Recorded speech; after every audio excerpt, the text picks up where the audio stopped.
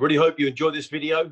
Subscribe, like, and click the bell to be notified of more fantastic music content just like this. I'm joined by an actor, dancer, model, as well as an amazing musician with a powerful voice. Please welcome Yasmina Cherelle. How are you doing? Hi, I'm good, thank you. Thank you so much for having me. How are you doing? Yes, all good, all good. How's this? How's the last sort of few months been for you? It's it's been a bit of a tough year for musicians. How have you found it? Yeah, it's been really tough for musicians. It's been up and down. I mean, I'm someone that stays at home a lot. I'm usually at home writing songs most of the week.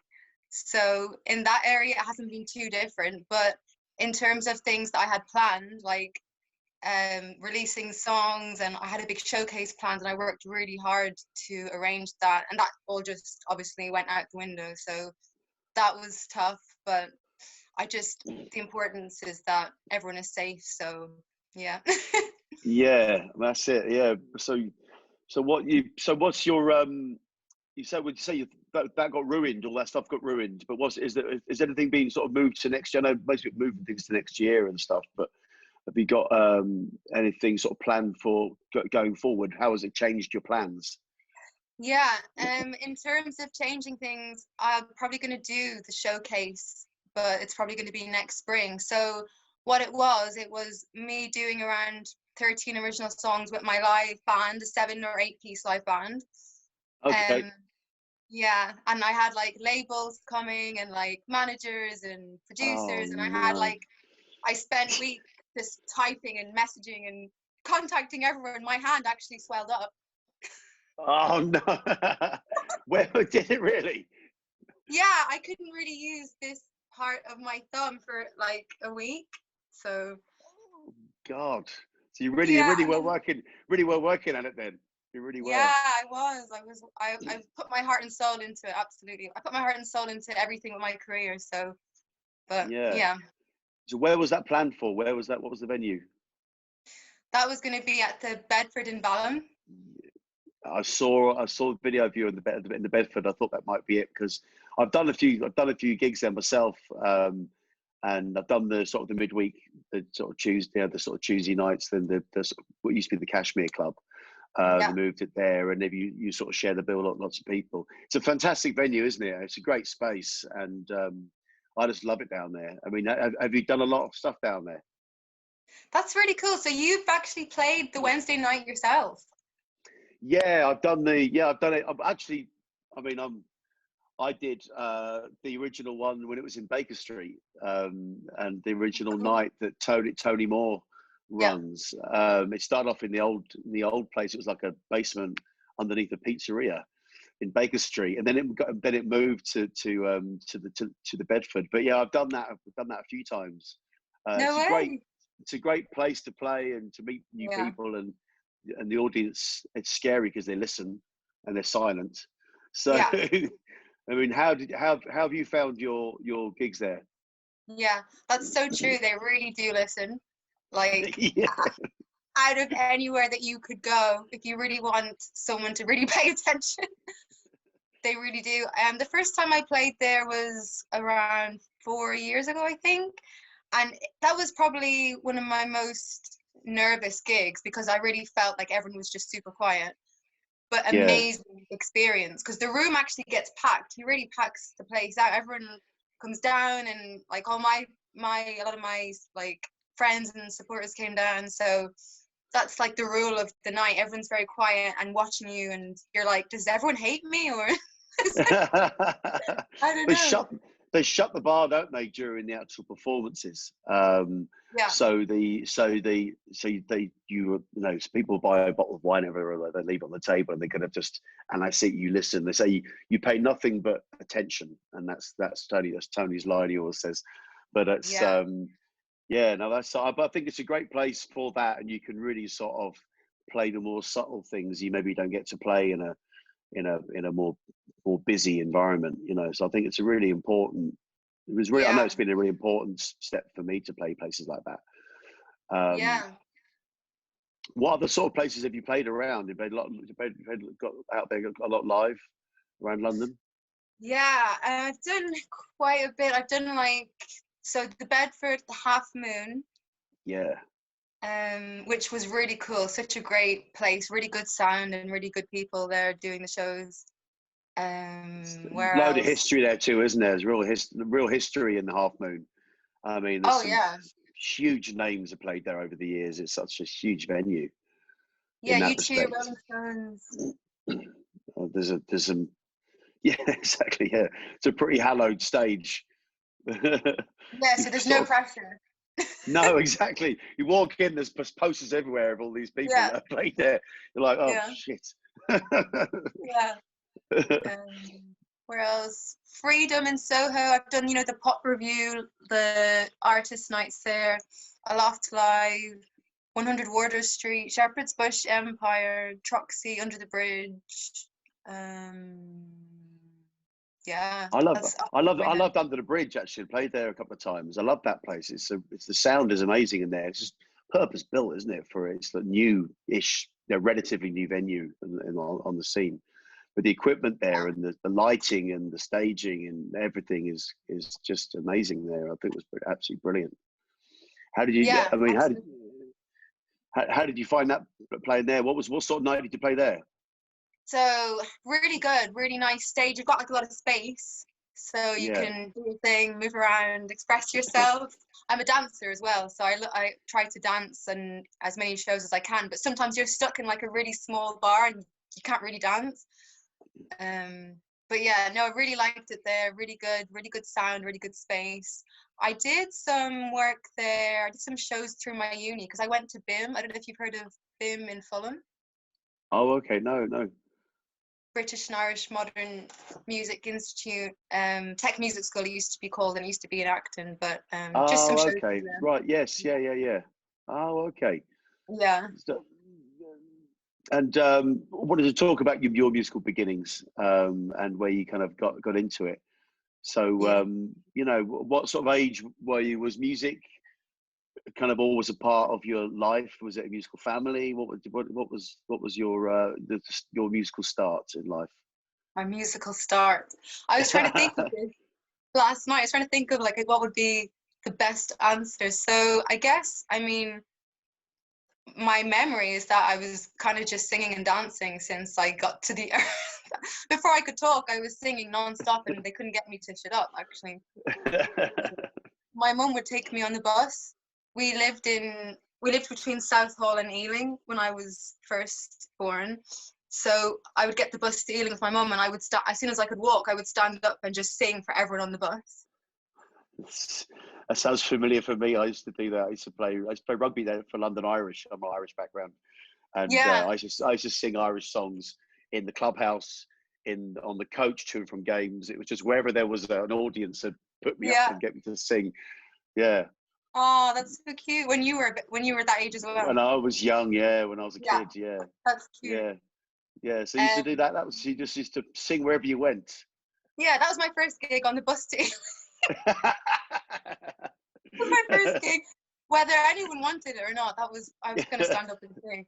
And then yeah, I was always singing and dancing and just acting out the parts of all the Disney movies. And I didn't do a lot of classes or training. It was just something that I always did at home and naturally. And then like my parents split up, so I didn't really have like kind of the opportunity to prioritize all that. But as soon as I got older and I was working and like I started to pay for my own classes and do like guitar lessons and stage school and things like that. It wasn't really a thing I got to do often, but when I could, I did it. And my mum did try to send me a few times. So it's kind of like here and there, bits here and there. Yeah. So you detect an Irish accent there. Can you hear it? I can, of course, I Yeah, can. I don't detect one from you, but I detect No, something from your name. I grew up in Twickenham, so and I didn't, there was no Irish accent for me, but just Okay. apart from when I sang when I was a kid, and I was a pure Dublin then for some reason. But Really? you are, So you yeah, embrace definitely. the heritage in the music. I did. Yeah, my green blood came to the fore. Yeah, but Cool. so, Yeah. so yeah, tell us about your youth and growing up. Yeah. I was born in London, in Hammersmith, and I moved to Ireland before I turned 9 at some point. I remember it. And then my mum is English Irish, so we went back to Ireland after my parents split up. So I went to Ireland, went to school there, me and my mum, and then I came back to London when I was a teenager on my own to pursue music. Because in Ireland, I was in Dublin, and I just always felt that there wasn't enough opportunities. Like from my experience, I just knew that there was something bigger out there. So I said, as soon as I'm able, I'm going to go to London or New York, and London was where I went in the end. I didn't know a soul in London. I didn't know anyone. I just packed 7 suitcases and got on a boat and came over. And all my friends thought I was mad. They're like, "How are you going to go? You don't know anyone." But no, I just knew that I didn't really care that I didn't know anyone, because as soon as I got here, I was very like, right, I've got to go to class, auditions, music nights, this, that, whatever it was. I just focused. You were focused. Yeah. Brilliant. Yeah. That's it. Yeah. So. What sort of music were you listening to then at that point? When I was a teenager. Influencing you? Yeah. What were your influences at that time? At that time, well, it's okay to say what my influences were from the beginning, because I feel like it's easier when I do it that way. Oh, you can get no. It's great. Work away. Yeah. When I was really young, I think Judy Garland was my first influence. Right. Because I remember my grandmother loving her, and I was very close with my nana. I lived with her for a lot of my childhood, so I remember Judy Garland movies on and my nana singing, and I'd join in with my nana and I'd be like singing all the trolley song, is it? And like Somewhere Over the Rainbow. I remember that was my first moment where I was really singing some proper my Step Away from the Bus nursery rhymes into some other songs. So you go straight into Somewhere Over the Rainbow out of the Wheels in the Bus. Yeah. Yes, fantastic. Exactly. Yeah, that was probably my opening number, Wheels on the Bus, on the bus. So you had range then. You had range at that age. Yeah, I could sing really high and really loud. My mum would be like, "Oh my God, that's enough." Yeah. But yeah, and then Judy Garland, Sister Sledge, The Supremes, then Whitney Houston, she's there.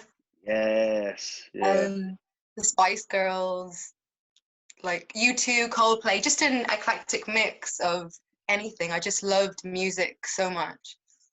Strong female influences, though. I mean, there's such icons like Whitney. Yeah. I mean, with sort of an amazing, effortless singer she was. You know, absolutely, it's a massive loss. Absolutely, yeah. I still get upset sometimes, especially when I watch some of the movies and the documentaries. I don't know why I keep watching them, put myself through it. But yeah, I love her so much. Part of losing head and losing yourself amid. It's part of refining the life that you live. You gotta take it, you make it, 'cause you know the truth. Nothing and no one can take it from you. No. Through it all. What sort of age did you start writing music? Started writing songs when I was around 10. I just remember constantly writing on, because obviously I didn't have a phone or anything, so just writing on any bits of paper, and there would be piles of paper under my bed of random lyrics that were probably absolutely terrible, but just something to get myself. I was gonna say, do you still have them? Have you looked back at them recently? Because I think I know that my stuff when I was at that age, it wasn't the best. I mean, how were you? No, I wasn't ready for the time. It was, yeah. What sort of age were you when you started to write things and you thought, this is good, this is something that I can go somewhere with? Yeah. What age were you there? I think around 13 or 14, they started to get kind of reasonable. So still very young. Yeah, I guess that is quite young. I mean, I was doing it a lot. I was writing a lot, and I was really immersed in music. So it was something I was just really constantly into. And I think obviously listening to so many songs from different eras helped me write early on, which is, I think it's so important for all musicians to just listen to as much music and lyrics as possible, listen to how they put the songs together, because it helps you express yourself in your own unique way, all that kind of influence. Yeah, I mean, it sounds like you're really headstrong and single-minded from a very young age, and as you say, soaking up lots of different influences. And it's one thing to listen to it all, to knowing how to then to find your own feet with that, you know. But Yeah. it sounds like you were really focused on that stuff. I mean, how do you write? How are you writing, with the guitar or with or piano, or what's your preferred way of writing? Usually I'll write lyrics first, kind of like a poem. Oh, okay. Kind of, it will just kind of come to me, a story or something will come to me, and I'll have to write it down quickly before I forget it. That happens to me quite a lot. It's really annoying when I don't have my phone or something and I have to repeat it over and over again until I get home. I look like a weirdo on the tube. I swear I must look crazy. But you have to do it or else you're going to forget. Yeah, absolutely. Yeah, I mean, I used to wake up in the middle of the night and write the lyrics down on a sheet of paper. Even when I first started living with my now wife, it was a very odd thing for her to get used to. I'm like, I've got to write it down now. She's like, write in the morning. I was like, no, it won't be here in the morning. It's now or never. No, you definitely can't wait till the morning. So is your phone full of like bits of notes and like, do you sing into it as well? Do you sing little melodies and bits and pieces? Yeah. It'll happen in the most weirdest places. I'll be on the platform waiting for my train and it'll come and I'll be singing, and I do get some really weird looks. I can tell people are like, why is she singing into her phone? Like I'm serenading myself, like. Especially when you're on the platform giving it the full Whitney. Yeah, exactly. Especially when it just comes out of you, you don't realize like how much you're giving it. It's always my phone. I'd say I have around, I don't know, thousands of voice memos of melodies and lyrics, and then I'll quickly write the lyrics in my notes. And then I'll add piano usually. I'm trying to think how to do it. Piano usually, or guitar, and then whichever one I didn't add out of those two, then bass and drums usually, or maybe then drums and bass. I do it all on Logic Pro X, so it just depends. Oh, right. Brilliant. So you've got all that set up at home? Yes, I made sure that was my priority, to keep working and earning money until I could keep buying each item, my Mac, my Logic, my mic, everything, until I had it all. That was my priority. So I have a home little studio set up. Brilliant. So you can demo stuff up there. I mean, that's obviously, you sound pretty self-sufficient, but do you ever like do you like working with other people? Have you done a lot of collaborations?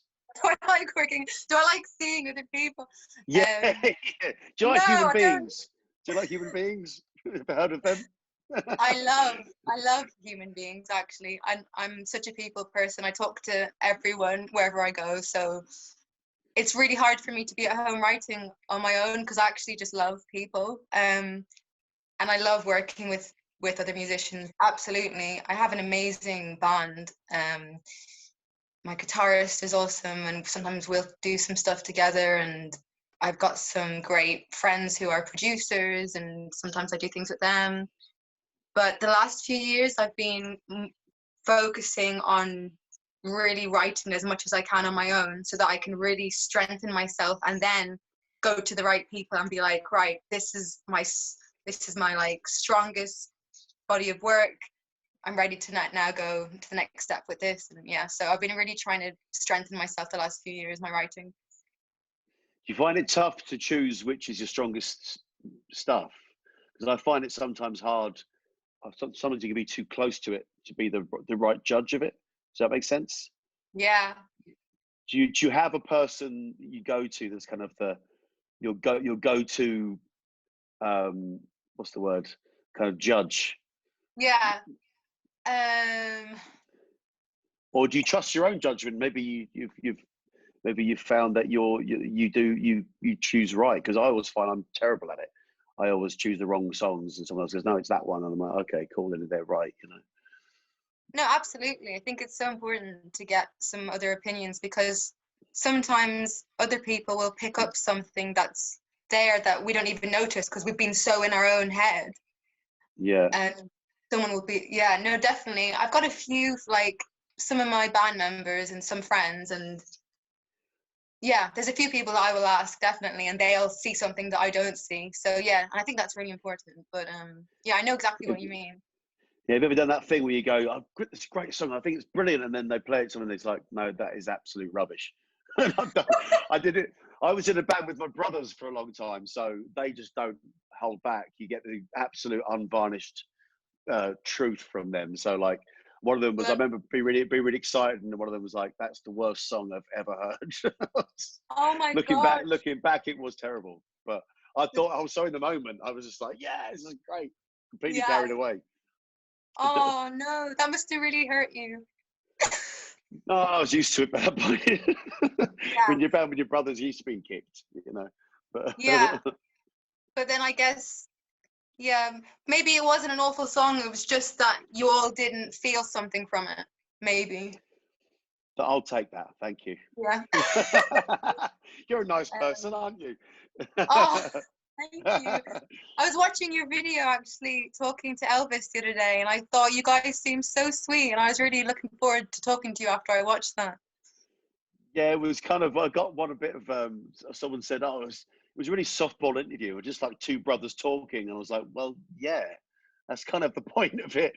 You know, that was kind of the point. I'm not there to be, you know, hold his feet to the fire over, you know, this, you know, just, it was nice to sort of catch up, and you don't get to see each other that often, and he lives so far away, you know, so it's nice to catch up in that environment. But yeah, that must have been really nice.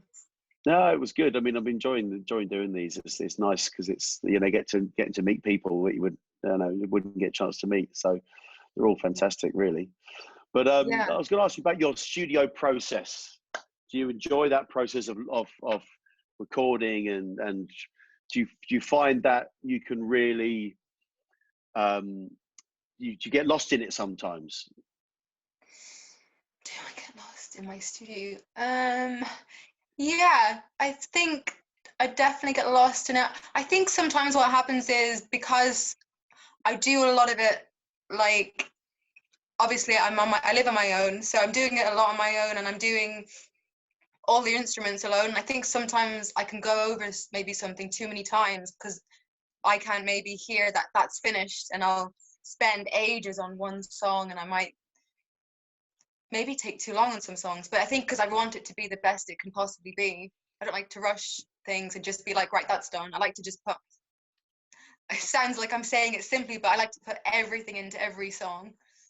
Yeah, no, well, I think it's easy to lose entire sort of days, hours go by, you don't realize, you know, because you're so intense in the moment. Is that a process that you really enjoy? Yeah,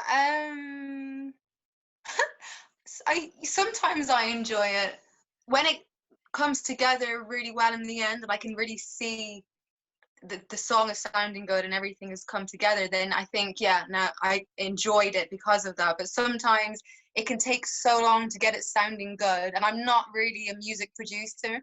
I'm kind of like, I'm more just a writer, singer-writer, and can play a bit of instruments, but I have to really be like, right, that's the tom, and that's the snare drum, and that's this, and that's that. And those bits can make it a bit tiring sometimes because I'm one person, but I wouldn't change it. I wouldn't ever want to do anything else. And I think it's all part of it. And at the end of the day, when it comes together, I love it, and I feel good about it. It's worth the hard work in the end. Yes, of course, because it's art. So you can't redo it, and you can't get it from anywhere else. It's unique. So I think that makes it worth it. Yeah.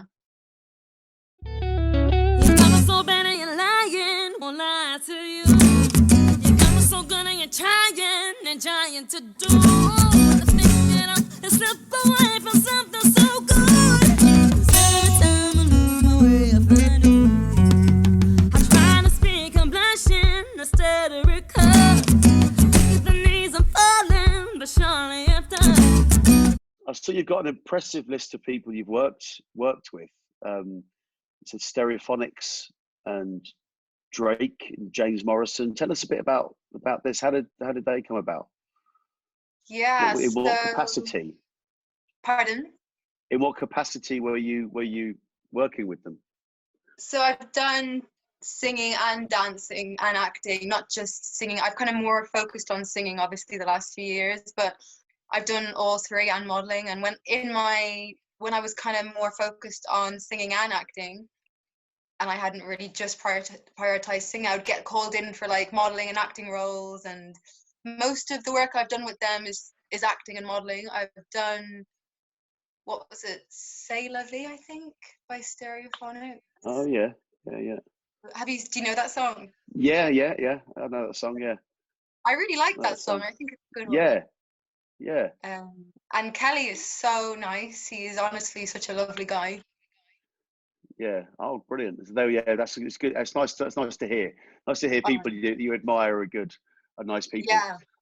Yeah. You think, oh, good, they're nice. That's always what I want to know. I want to know that they're nice people, because then you think, oh, good. I can still like them. It's all right. Yeah.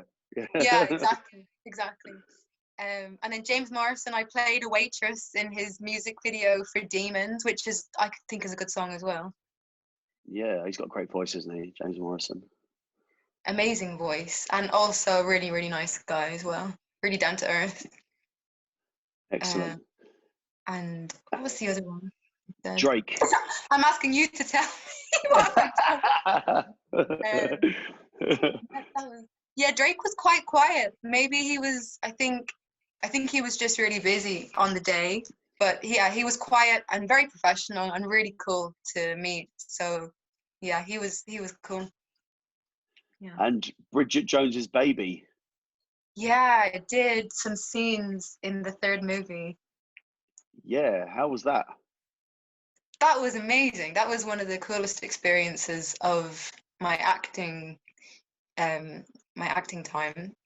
And I know I keep repeating myself, but Renee is just so nice. I could not get over how lovely she was. So I was with her for, I think, around 15 hours non-stop all day, more than that, maybe 17 hours. And we were freezing in the middle of November shooting in a big field because it was the festival scene. And she had a hot water bottle in her coat, and she looked at me and she saw that I was shaking, and she took it out and put it in my coat. And I said, no, I gave it back. I was like, no, you can't give me that. And then she gave it back to me. She was like, no, you take it. And I was like, no. And we were kind of arguing over who got the hot water bottle. That's nice. Yeah, so that was so lovely. I couldn't go over That's really kind, isn't it? That's really nice.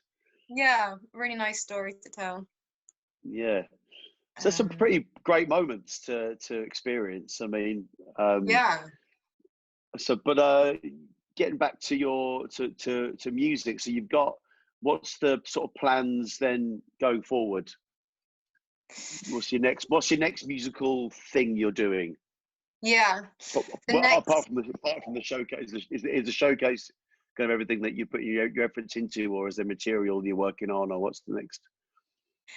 Yeah, the material and the showcase are kind of like, I'm kind of combining them to showcase all the material that I've worked on the last few years. So it's kind of all the same thing.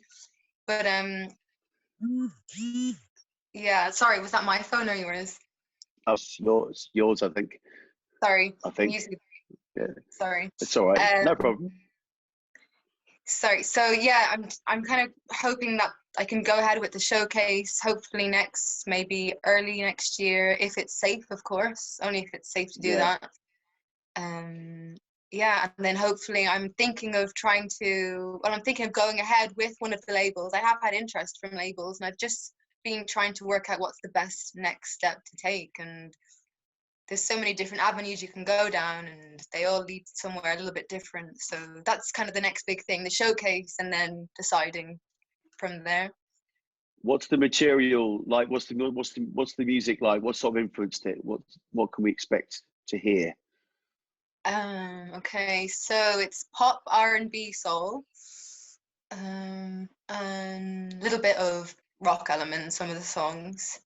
And I kind of write about gosh, there's not really one theme. I write about so many different things, like not fitting in, the positive body image, the pressure from society in so many different ways that is just so unrealistic for people, human rights, animal rights, domestic abuse, everything. I write about a lot of human and humanitarian causes. So yeah.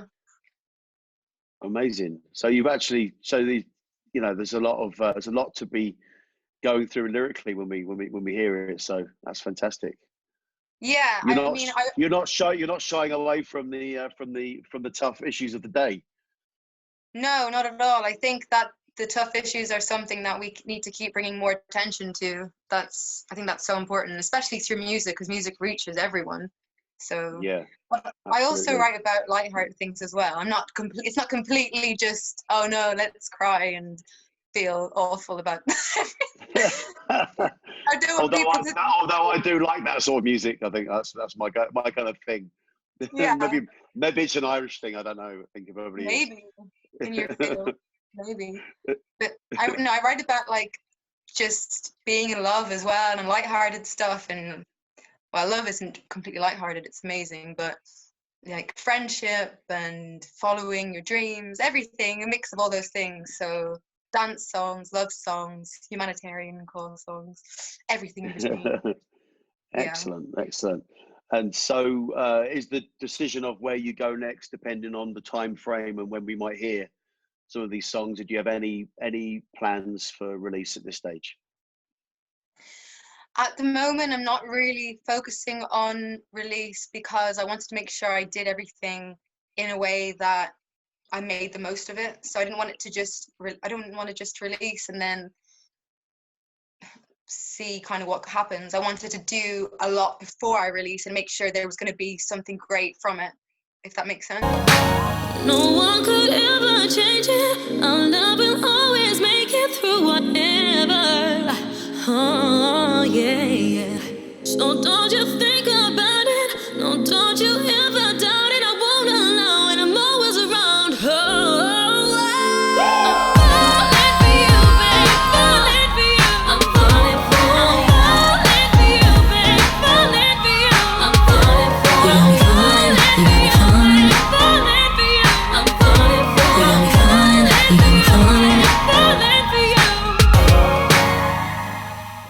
Ask for recommendation on the show of someone that you would recommend people to go and check out. Who would be your recommendation? Yeah, so recently discovered a girl called Kiana Lede.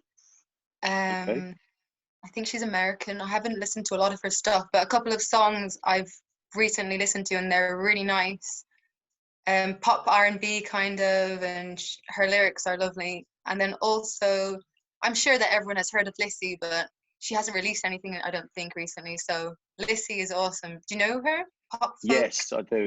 Yeah, she's great. Yeah, I think her songs are awesome. They're so different to so much music that's been around in the last kind of decade, in my opinion. So I think she definitely has her place still, Lissy.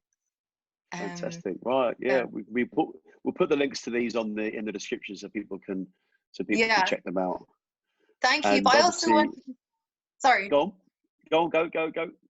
Sorry, I also wanted to say before you go that I discovered actually, well, not discovered, but I was looking up some of your songs and some of your brother's songs last night that I hadn't really heard a lot of before. And I liked there was one you did called One More Time. Yeah. Oh God, yeah, that was, the video is powerful for that, isn't it? Yeah, so powerful and such a beautiful song. And I wanted to make sure I told you that was really lovely. Oh, thank you. Yeah. It's 10 years old now, that album. It's 10 years old this year, that album. Yeah, but thank you very much for that. I appreciate that. Of course, yeah, you're welcome. So I'd like to say thank you for joining us. It's been an absolute pleasure talking to you, and wishing you the best of luck with everything going forward to the showcase and the new material and the new releases and everything that you're doing. And it's you've got an amazing voice, and I really enjoyed listening to your music whilst I was researching. Thank you so much for joining us. And, thank you so much, Ronan. It's been an absolute pleasure to talk to you as well. Thank you. And when we've got a studio, it'd be lovely to have you in and do some singing for us. do some live stuff for Yeah. us. Definitely, I'd love to.